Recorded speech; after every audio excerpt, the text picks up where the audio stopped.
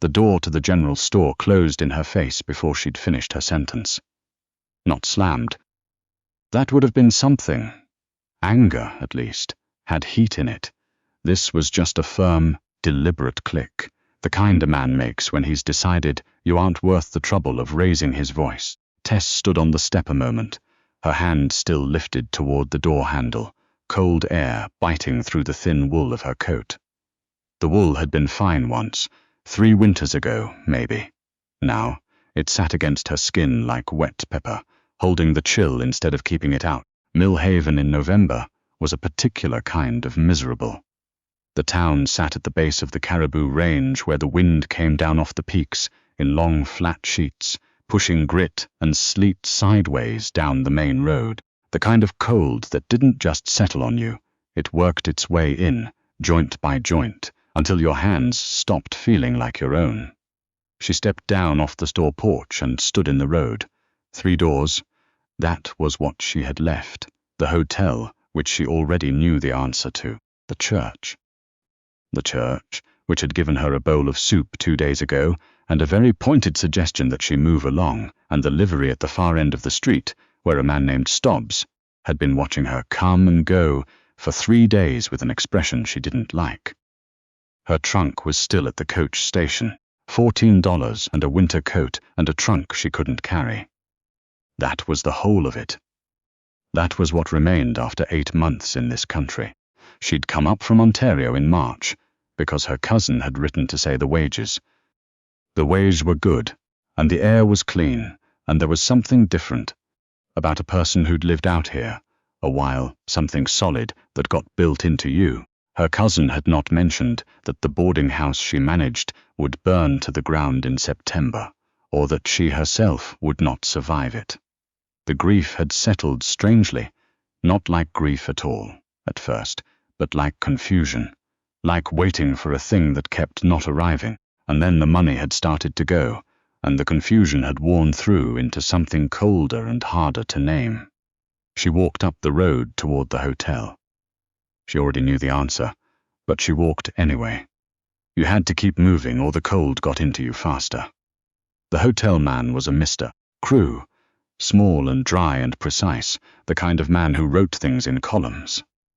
He listened to her request with his hands folded on the desk counter, and then explained, without particular unkindness, that he required payment in advance and that he had no work to offer. He said it the way you'd tell someone the road was washed out. A fact, not a judgment, and not his problem. Outside again. The sleet had shifted to something closer to snow, fat wet flakes that dissolved the moment they touched the mud of the road. The mountains to the north had gone white above the tree line. A wagon was parked outside the feed merchant across the way. A big flatbed rig with a team of heavy drafts standing patient in their traces, breath steaming, red salt lick in the wagon box alongside a load of grain sacks and a coil of fence wire. A man came out of the feed merchant carrying 2 more grain sacks, one over each shoulder, like they weighed nothing. He was a large man, not the barrel-chested, boisterous kind of large, the quiet kind, broad through the back and long in the arm, wearing a canvas work coat that had been patched at both elbows and was missing a button at the collar. He had dark hair starting to go grey at the temples and a beard that suggested he didn't spend much time thinking about it. He moved without wasted motion, set the sacks down in the wagon, checked the knot on the tarpaulin, pulled it tight. He did not look at her. She was not sure why she was still standing there watching him. She was not sure what she thought would happen, but the alternatives were the church and Stobbs, and the livery, and her feet seemed to have made a decision before the rest of her caught up. She crossed the road. "Excuse me," she said. He turned and looked at her. He had grey eyes, pale and direct, the kind that didn't look at you so much as at a point just behind your eyes. "I'm not from here," she said, which was obvious and stupid, but she'd started now. I've been here 3 days trying to find work or passage south before the roads close, and I haven't found either, and I don't." She stopped. Started again. "I don't know who else to ask." He looked at her for a moment, not assessing, or at least not in the way she'd been looked at by Stobbs, just looking. "Where are you trying to get to?" he said.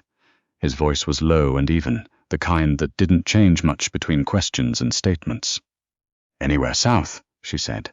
"Kamloops, Williams Lake, somewhere with a train." He glanced up the road in the direction she'd come from, the hotel and the store, and the church with its painted board sign. "Have you eaten?" he said. It was not the question she expected. "This morning," she said, which was not quite true. It had been yesterday evening, a heel of bread she'd bought for a few cents at the bakery before they closed. He looked at her coat. He looked at her boots, which had been good boots once, but had a crack along the left welt she'd stuffed with strips of cloth cut from the bottom of her petticoat. He turned back to the wagon and picked up the tarpaulin rope. "I live 12 miles up," he said, tying off the rope. "I'm headed back now. If you want a ride, I have a ride. If you want to eat something, you can eat something." He didn't look up from the knot. "I'll bring you back down to town whenever you need to be brought." She stood in the wet snow, with it coming down on her shoulders. "Why?" she said. He pulled the rope tight and looked at her then. "Why not?" he said. It wasn't a question. Her trunk was at the coach station. She was back in 4 minutes with it, and he loaded it into the wagon without being asked, and without making her feel the size of it, and then he put his hand out for her arm to help her up onto the bench. His name was Emery. She learned that 10 minutes up the road when she asked. He didn't offer anything else, and she didn't push for it. And they rode the 12 miles in a silence that was not uncomfortable so much as careful. Like two people trying not to startle something. The road climbed north out of Millhaven along a river valley, before cutting east up a grade that made the horses lean into the traces. The trees thickened, and the sky disappeared behind spruce and lodgepole pine, and the snow came harder up here. A real snow, settling on the boughs and on the road ahead, and muffling the sound of the wagon wheels to almost nothing. She watched him drive. He had good hands on the reins. Not tight, not loose, just present. He knew the road without looking at it, which meant he'd driven it enough times that it had become part of him, at a narrow section where the road dropped away on the right into a ravine. He slowed, without making a thing of it, and when they cleared the narrow part, he let the horses pick up again. There was a creek crossing, icy and swift, where he guided the team through with a low, steady sound that was not quite words, and the horses walked through without hesitation. "Do they have names?" she said. "The big one's Pete," he said. "The other one just came to me without one. So what do you call her?" He was quiet a moment. "I mostly call her Hay." Something shifted in her chest that wasn't quite a laugh but was in that neighborhood. The cabin came into view through the trees just before dark, a low-roofed structure with a covered porch and a woodshed attached at the right side and a barn behind. And she saw as they pulled up that there was already a dog, a big grey shepherd-looking thing, sitting in the snow at the edge of the porch watching them arrive. "That's Cobb," Emery said, pulling the horses to a stop, before he did anything else, before he reached for the sacks or her trunk or thought about the door. He climbed down, unhitched the horses from the traces, and led them to the barn. She could hear him in there, the sound of buckles and the low movement of animals, settling, hay dropping from aloft. He was in the barn a good 20 minutes. When he came out, he was carrying the empty grain sacks and the fence wire coil, and he set them in the woodshed before he reached for her trunk. She was still on the porch. She had not asked, and he hadn't said, and it had seemed right to wait. He set the trunk just inside the door, and then he lit the lamp. The cabin was one room with a sleeping loft above, a wood stove in the corner, a plank table, 2 chairs, a row of hooks along the wall, with coats and tools, and a coil of rope, clean in the particular way of a person living alone who has made peace with the smallness of his life. Not neat for company, neat for himself. He built a fire in the stove without ceremony, balled newspaper under birch bark, and 2 splits of dry pine. The match struck and held, and the bark caught immediately. There was a stack of split wood along the inside wall, more than enough for a week. He'd been at this a long time. "The loft's clean," he said, feeding a heavier piece of spruce into the stove. "You can have it. There's blankets up there." She was standing near the door, still in her coat. I'm not." She stopped. Tried again. "I don't know what you want for this," she said. He closed the stove door and straightened up and looked at her across the room. "Nothing?" he said. "People don't just—" "No," he said, "they don't." He turned to the shelf above the dry sink and took down a pot. "But I've got a spare loft and more food than I need, and you've got a coat that's not doing you much good." He filled the pot from the water pail. "That's all there is to it." She looked at him. He was already at the stove, wasn't looking back. She took off her coat and hung it on a hook by the door.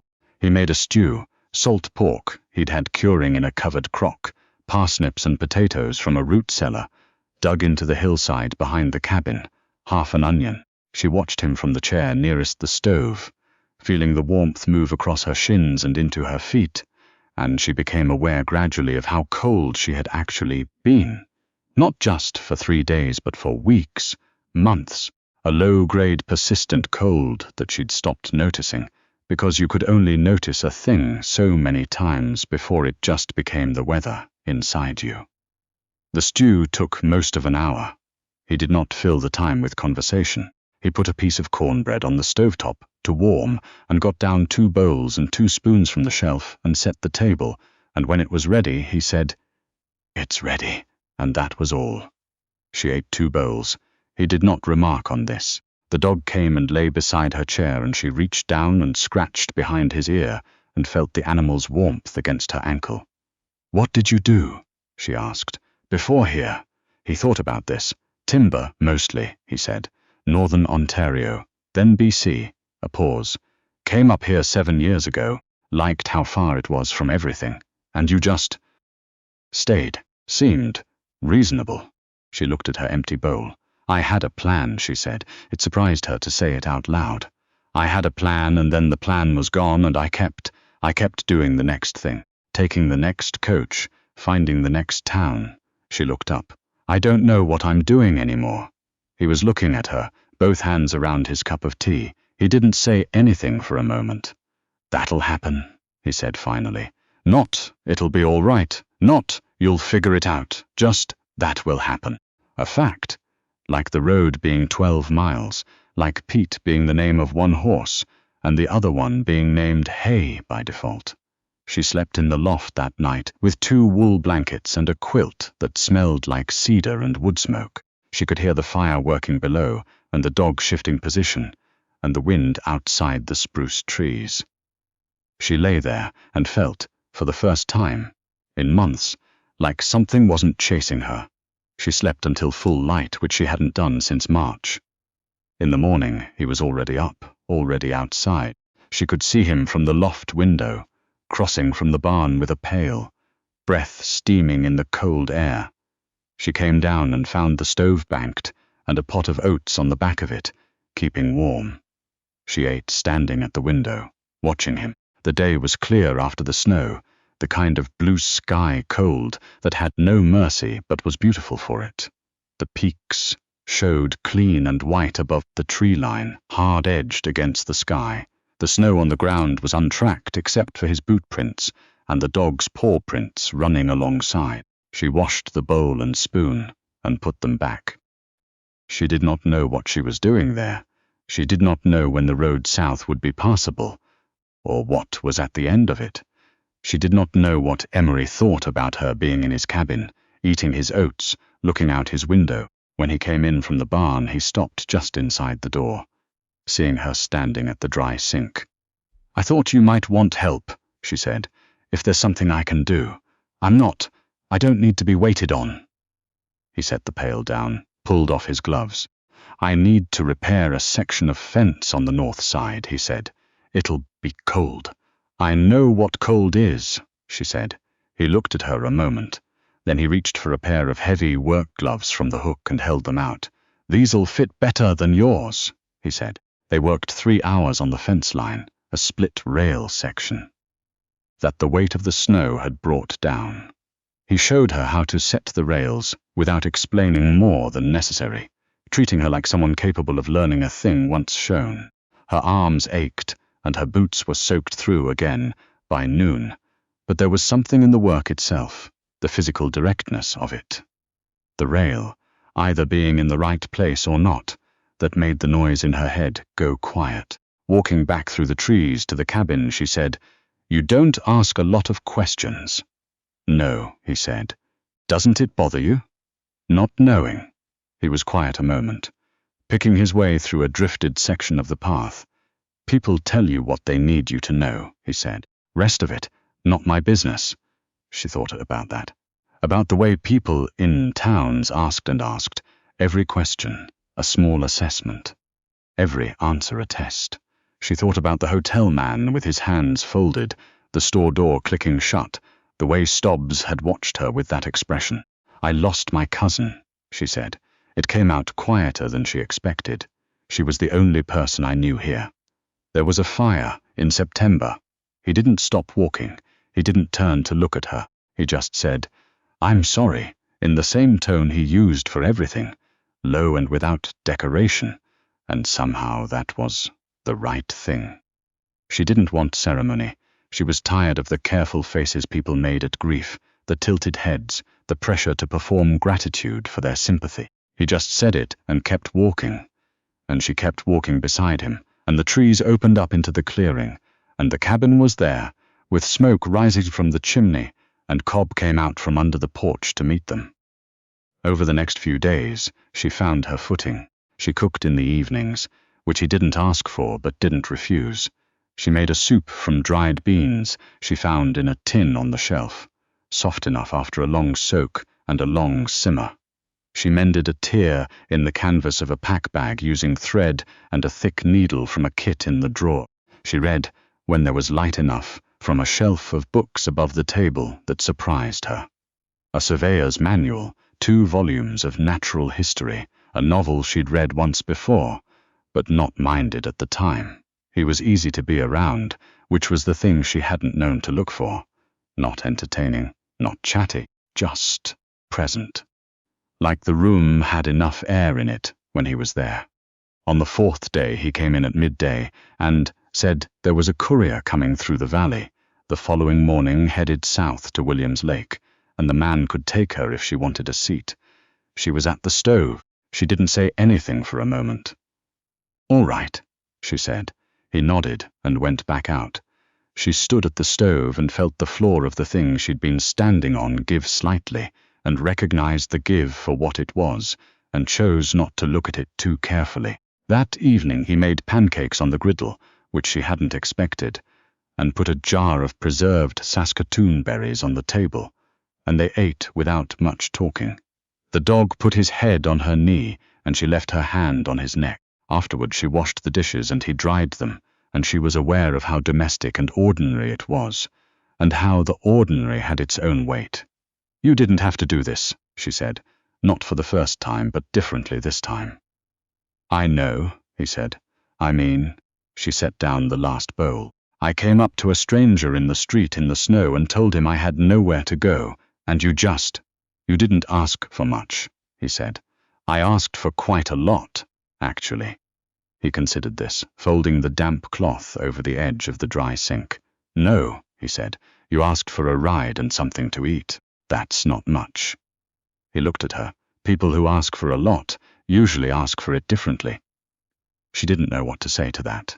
She woke early the next morning and lay in the loft, listening to him get up and go out to the barn. Same sounds as every morning. The bucket, the horses moving, the creak of the barn door. She came down and put the kettle on. When he came back in, she was at the table with 2 cups of tea, and she said, without preamble, "I don't know where I'm going." He sat down across the table from her. He picked up the teacup and held it. "Williams Lake," he said. "After that," she said. "I don't." She stopped. "I had a plan, and then I didn't have a plan, and I've been doing the next thing for so long that I've lost track of what I was pointed toward in the first place." He nodded slowly. "It's not your problem," she said. "I know that." "I didn't say that," he said. She looked at him. The place needs work, he said. He was looking at his cup. The roof section over the woodshed needs to be done before January. The cabin needs to be chinked on the north side. There's more fence to do, and there's firewood that needs splitting and putting up. He set the cup down. I'm not asking, he said. Just saying, there's work, if a person needed somewhere to be for a while. She was quiet. Outside, a grey jay landed on the porch rail and regarded them through the window, tipping its head. I'm not a charity case, she said, and was surprised by how sharp her own voice came out. I know you're not, he said. I told you, the fence alone will take a week. The chinked wall needs, she said. He looked up. All right, she said again, more firmly. I'll stay and help with the fence and the woodshed. She wrapped both hands around her cup and the wall. He nodded once. I'll need my trunk back off the porch, she said. It's inside, he said. I moved it in yesterday, thought the cold would warp the wood. She looked at him. He was looking at the table. She thought about the door clicking shut at the general store. She thought about Mr. Crewe with his folded hands. She thought about the look on Stobbs' face, and the church, soup, and 8 months of the next thing, and the next thing. She looked at Emery, who had already gone back to his tea, who had moved her trunk inside yesterday without mentioning it, who had not asked her anything she didn't want to answer. The grey jay on the porch rail ruffled its feathers and flew off into the white trees. Outside, the snow was starting again, not the hard driving sleet of the valley, but the soft kind, the kind that settled, the kind that turned the world quiet. The kettle was still warm. She got up and poured them both another cup.